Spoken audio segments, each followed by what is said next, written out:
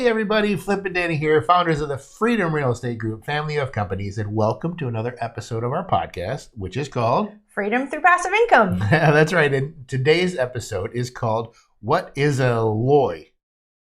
No, sorry. What is an LOI in real estate investing? I get the Dani. That was awesome. I feel so bad for everybody who doesn't watch the video because they totally missed the you want to watch that big eye roll. Actually, I think they could hear the eye roll. I think on that one. Yeah. LOI. So what is an LOI? It stands for letter of intent. That's right. So we actually brought one with us today to show you. It is very simple. It is only one page. So that's one that we just recently sent out for a deal that we're looking at. And ideally, it's just a one-pager that outlines the terms and the conditions of the deal. Mm-hmm. So in commercial real estate, this is what starts everything. A lot of it is back and forth. Hey, what about this? What do you think about this? What about this? Hey, can you do this? Mm-hmm. But then it starts to get the LOI is what starts to make it, okay, now we've just went from, hey, we're talking about a deal to, okay, now we're really serious about a deal. Yes. And it's it's before the PSA. Yes. Which is not a public service announcement. It's a purchase and sale agreement. There you go. Yeah. So another important thing to note about an LOI is that it's not legally binding. Exactly what Flip just said. It is the initial back and forth. So commercial is very different than residential in that in residential, when you're ready to make an offer, you actually write up the full offer. Some agents will just do kind of a verbal to get an idea before they do all the work. But in commercial, it's always a back and forth. Nothing is legally binding. We're just trying to get on the same page type of thing. But it is signed by both parties. It is. So there's signatures for both parties, the buyer and seller, and their title and date. So it seems very legit. Yes, right? 100%.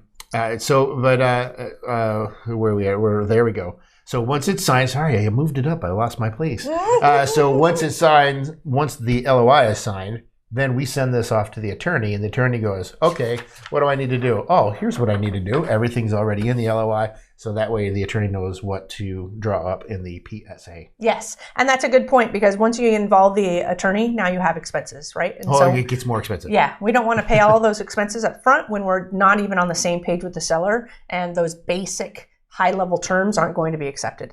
So some of the things that you're going to see on an LOI are the offer price, the amount of the down payment, due diligence timelines, financing timelines, closing timelines, and any special provisions. So on this one that we brought here, that we just submitted, we've got the seller and the buyer and the property at the top. Obviously, that's important. We have the sales price, how much we're going to pay in cash. That would be our down payment. And then the financing amount. We've got the earnest money information, how much of it is due upon execution of the purchase contract, when the rest is due, the title company, and then it lays out those timelines I talked about, the due diligence, the financing contingency, and the closing date.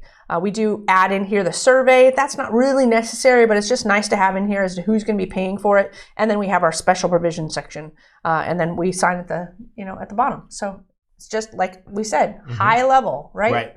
Basic terms of the deal. That's it. Because once we've agreed on that, we can have the attorney get started. Right. And so essentially a good LOI helps both the buyer and sellers that they know. They ensure that they're both on the same page. There's no, oh, hey, what about this? Did they say that? Did they want this? I don't know. It's not it's nothing like that. Everyone knows what page they're on.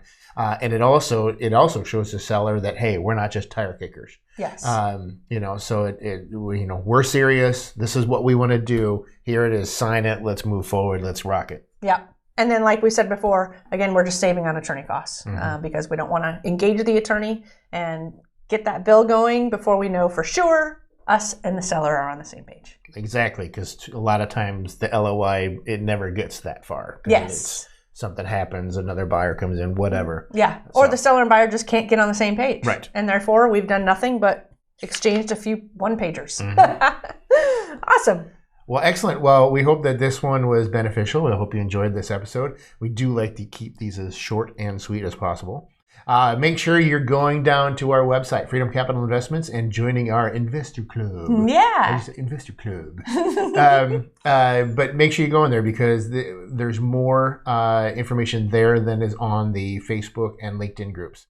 so you get more information about things that we're doing. But just go there, sign up. You'll see what I'm talking about.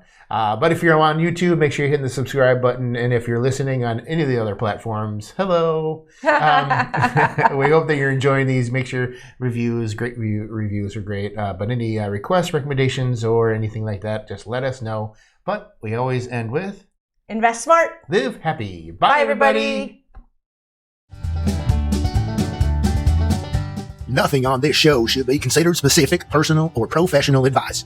Please consult an appropriate tax, legal, real estate, financial, or business professional for individualized advice. Opinions and information on this show are not guaranteed. All investment strategies have the potential for profit or loss, y'all.